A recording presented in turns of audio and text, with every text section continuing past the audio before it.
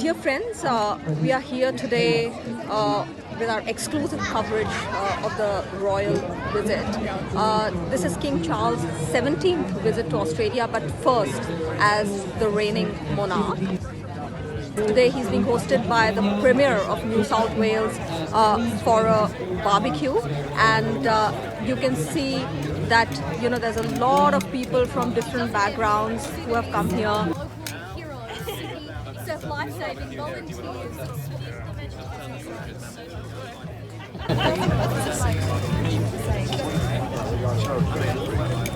Yeah, I called this morning. Not quite sure actually. I don't want to get and Your Majesty, if you could look this way briefly, thank you, sir. If you wouldn't mind looking briefly this way, thank you. Okay, I'll do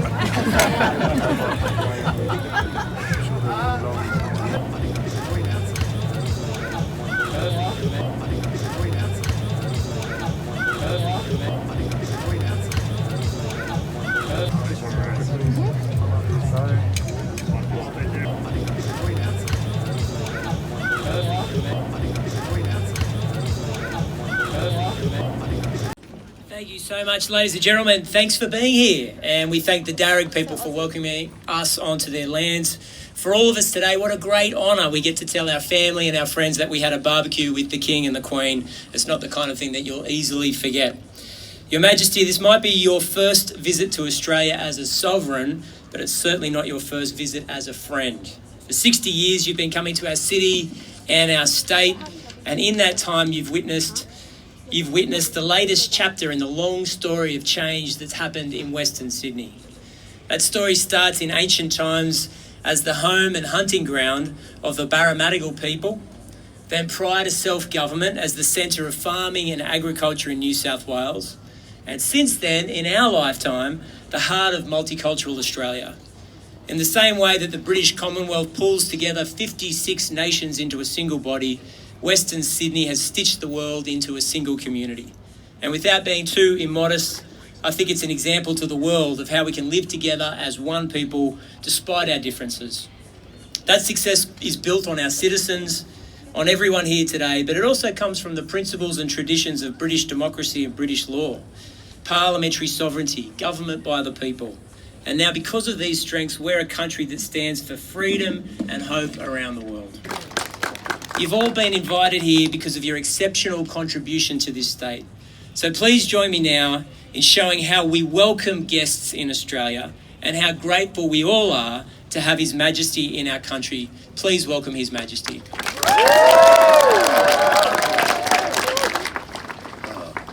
Premier and Mrs. Minns, Deputy Premier and Mr. Hull, and Matthew Doyle, if I may say so, for the moving welcome onto the beautiful lands of the Darug people on which we're gathered today.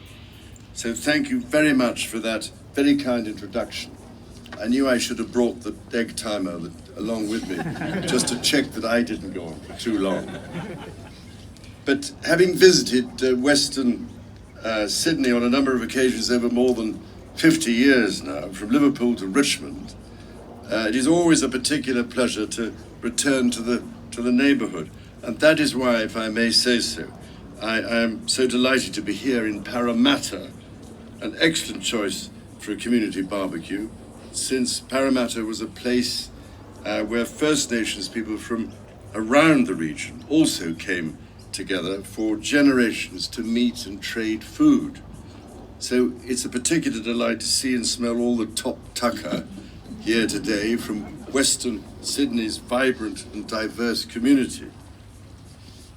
Ever since I first came to Australia, very nearly, can you believe this, 60 years ago, to attend school in Geelong, and also to hack my way through the bush country around Mansfield in Victoria, the generous spirit of Australians has always made me feel welcome, and that is true again today. So my wife and I are really glad to be back in Sydney, but especially pleased to be here in Parramatta for the first time. It is also a great joy to renew my long association with the Royal Agricultural Society of New South Wales, which for more than 200 years has carried out such outstanding work to champion the farming community and the production of the highest quality produce. As we are happily rediscovering today, New South Wales farmers continue to produce truly outstanding food and wine. It is no wonder, I think, that Sydney is world famous for its cuisine, whether it's smashed avo, a pab or a cab sab, and that is what I hope has been on display.